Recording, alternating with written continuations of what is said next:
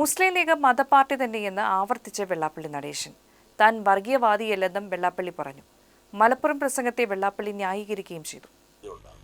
ആ ജാതി ചിന്ത ഉണ്ടാകാനെങ്കിൽ ഈ രാജ്യത്ത് നമ്മളെല്ലാം എല്ലാവർക്കും തുല്യ നീതി, അതേതരത്തും വാക്കലിങ്ങനെ വാതോരാതെ പ്രസംഗിച്ചുകൊണ്ട് കാര്യമില്ല.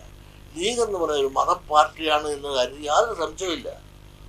പിന്നെ അവരെ സംബന്ധിച്ചിടത്തോളം എല്ലാ പാർട്ടിക്കാരെയും കൂടി ഇന്നലെ വരെ മത പാർട്ടി എന്ന് പറഞ്ഞതുവരെ പാർട്ടിയെ കൂടി ഇന്ന് ഒരു മതേതര പാർട്ടിയാണ് എന്ന് കൊണ്ട് വിളിപ്പിക്കാൻ അവർക്ക് സാധിച്ചു എന്നുള്ളത് അവരുടെ ശക്തിയാണ്.